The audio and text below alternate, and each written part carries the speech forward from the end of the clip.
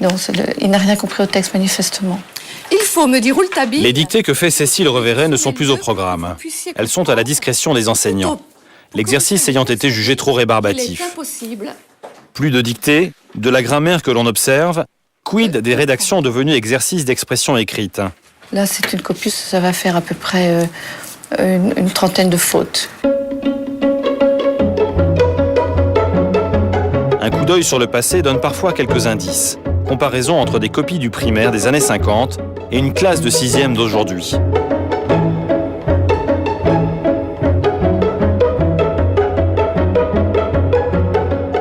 Par exemple, ce cahier a été fait en CM2, donc dans les années 57-58.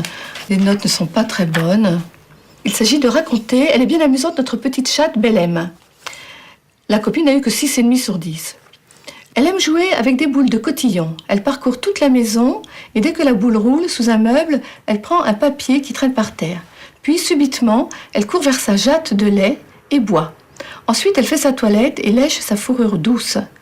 Mais Elisabeth, ma sœur, revient du lycée et court la chercher. Alors la chatte s'énerve et plante sur nous ses griffes aiguës. Elle se cache derrière une porte et quand nous passons, elle nous saute aux jambes. Mais elle a bien joué et se couche dans sa corbeille. Voilà, c'est un petit devoir assez simple, en tout cas bien rédigé. Il n'a que 6,5 sur 10, ce n'est pas extraordinaire. Mais voilà ce que l'on faisait donc comme rédaction dans les années 50. Alors aujourd'hui, qu'est-ce que l'on fait? Par exemple, alors c'était encore, tiens, c'est encore une question de chat, de petits chats. C'était après l'étude des contes du chat perché de Marcel Aimé. Être un chat dans la maison de Delphine et Marinette, c'est très pénible. Il me chouchoute comme une poupe, il me caresse comme des folles, il me maquille. J'imagine que ça veut dire « elle me maquille ». Il me maquille. Pauvre chat, ça ne doit pas être marrant d'être traité comme ça, comme une marionnette. Même avec les filles, il n'est pas content. Alors avec un garçon, ça doit être la cata. Peut-être pas, peut-être qu'il préfère un garçon. Voilà la rédaction donnée en décembre d'une classe de 6e. Mais il est vrai que... on a beau lancer des effets d'annonce, c'est sans succès. L'objet qu'on enseigne à un enfant est un peu mis de côté comme un but tout à fait secondaire. Ce qui devient important, c'est la façon d'apprendre. Quand on finit par ne plus s'intéresser qu'à la méthode, on oublie le contenu. Ça veut dire qu'on n'a pas besoin d'élever un enfant et qu'il est déjà, d'entrée de jeu et en naissant, tout ce qu'il doit déjà être. C'est-à-dire qu'il faut que l'enfant découvre par lui-même et qu'il construise son savoir et donc son intelligence. Cette idée qu'on ne transmet plus rien et que l'enfant construit ses savoirs, c'est une idée folle. Ça fait 3000 ans que les enfants apprennent à lire et à écrire. Il serait temps qu'ils apprennent autre chose. Parole d'inspecteur. S'ils ne savent pas articuler leurs phrases, ils ne savent pas articuler leur monde mental et ils ne sauront pas articuler le monde. La langue est le tissu de la société. Quand on ne parle pas la même langue, quand on n'écrit pas la même langue, on ne peut pas se comprendre. Donc il n'y a pas d'affaires publiques, il n'y a pas de république. Le débat sur les approches syllabiques ou analytiques n'a pas vraiment lieu, puisque ce sont des approches complémentaires qui vont toutes dans le même sens, qui est donc d'apprendre à comprendre. On a cassé quelque chose qui fonctionnait au nom de la science de la lecture, qui est une science bidon. La non-maîtrise de la langue à partir du CM2 a toutes les chances de ne jamais se rattraper. C'est-à-dire qu'à 10 ans, on a fabriqué un exclu. Il y a un roman qu'on ne peut pas... J'ai une autorisation expérimentale de tester des programmes qui commencent par les 4 opérations OCP, ce qui n'a pas été fait depuis les années 70. La technique opératoire de la division est assez longue à mettre en place et elle prenait beaucoup de temps dans les cursus d'école primaire d'avant les années 70. En fait, parce que ça ne se prête pas du tout à la découverte autonome, elle a été repoussée de telle façon que la division n'est plus entièrement apprise à l'école primaire. Et elle n'est pas non plus apprise du tout à l'école secondaire. Et il faut que moi je retrouve ce que faisaient des enseignants de l'âge de mes parents, et je le retrouve dans les vieux bouquins. Par exemple, celui-là, il est extraordinaire. Il n'y a quasiment rien à jeter dans un manuel comme ça. 1959. Arithmétique de CE1. Voilà. Alors ici, il y a la solution. En 59, on commençait par partager 46 entre 2, ce qui fait qu'il ne restait rien. Et après, on abaissait le 6. Et donc, on s'occupait des difficultés une par une. Oui, c'est ça qu'il faut faire, mon vieux.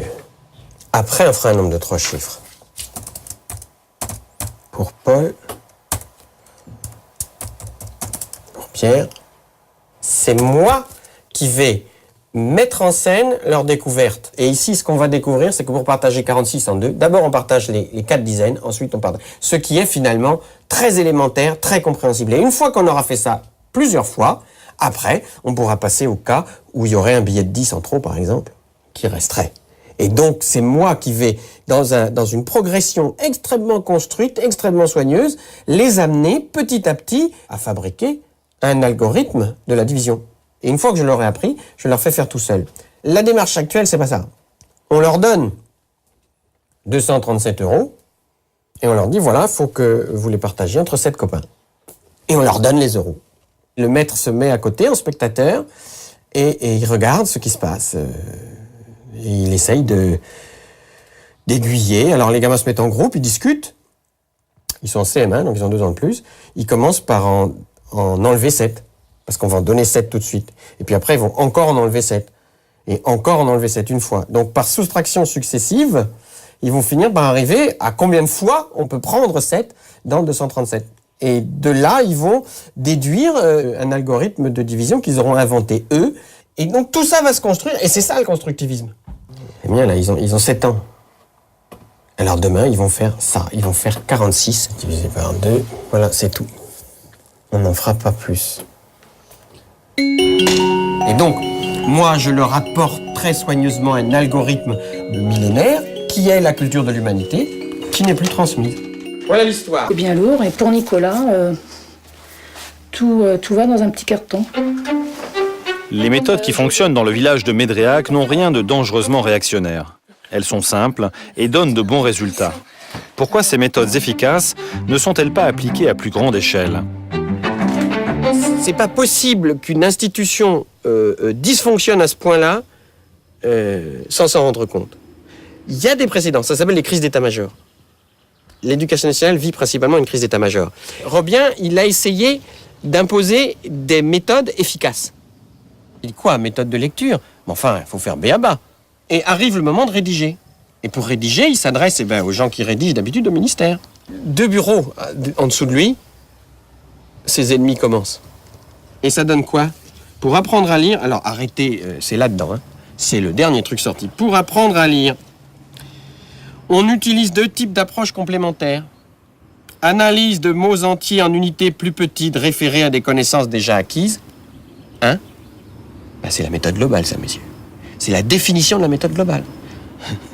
2, synthèse à partir de leurs constituants de syllabes ou de mots réels ou inventés. Et en deuxième position, synthèse avec des éléments, le B et le A qui font bas. Avec tout ce que le ministre a dit et a fait, la volonté qu'il a exprimée sur la lecture, ça se traduit par ce texte-là qui commence par dire, comment on apprend à lire? En partant des mots entiers, en les décomposant tout seul, c'est-à-dire par la méthode globale. Comment applique-t-on les directives d'un ministre à l'IUFM de Saint-Étienne ? Maintenant, lorsque ces annonces officielles passent par le filtre de toutes les instances et de toutes les institutions qui vont les transformer en texte officiel, si on cherche à faire une lecture objective de ces textes, à ce moment-là, il n'y a pas véritablement de contradiction avec ce que l'on enseignait. Il peut y avoir des inflexions qui sont à prendre en compte, mais rarement de véritables contradictions. Je vous prends la grammaire, c'est la même chose. La grammaire, il a dit, on n'apprend pas la grammaire française en faisant de l'observation réfléchie de la langue. Et finalement, au bout du compte, ça se transforme en arrêté qui vient d'être publié. Et ça donne ceci, pour la grammaire. La manipulation d'éléments linguistiques divers, texte, phrase, mot, graphie, consistant en opérations de déplacement, remplacement, expansion ou réduction, conduit à opérer des comparaisons, des classements, à dégager de façon précise des ressemblances et des différences, à repérer des régularités et à expliciter des règles. C'est l'ORL. Le ministre dit on va faire un texte contre l'ORL. Les gars qui lui rédigent son texte, ils font un texte qui est la redéfinition de l'ORL. Et ça, c'est ahurissant. Vous savez, le ministère est une forteresse.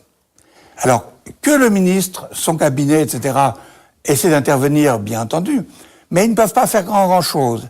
Et alors, ces fonctionnaires sont, ils sont non seulement inamovibles, mais ils font un peu ce qu'ils veulent. Et ça, c'est très difficile à changer parce qu'encore une fois, vous avez vu par exemple de Robien, hein, et il n'y a pas si longtemps, il a sorti une circulaire sur la lecture. Il a donné des instructions très claires, très nettes. Et le texte qui est sorti a été réécrit par son bureau. Sabotage, non, mais dans les faits, à la limite, pourquoi pas. Aussi bien à gauche qu'à droite. Il suffit simplement de redéfinir les programmes et puis après de donner l'autonomie aux écoles. L'autonomie de travail pour atteindre les résultats proposés. Et si on fait ça, en 5 ans, on va mieux. Mais... La République, elle est liée aux Lumières. Renoncer à la démocratisation sous prétexte de qualité, c'est la marque d'un élitisme qui n'a rien de républicain. Et renoncer à l'exigence de la qualité, de la connaissance, du savoir, de l'excellence, sous prétexte qu'on est en présence de la massification, c'est une démission de la République.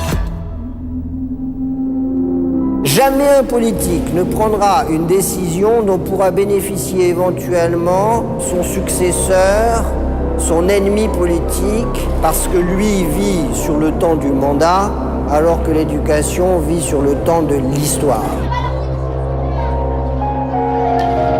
Absence de courage politique, des inégalités qui accommodent les élites, des syndicats autistes.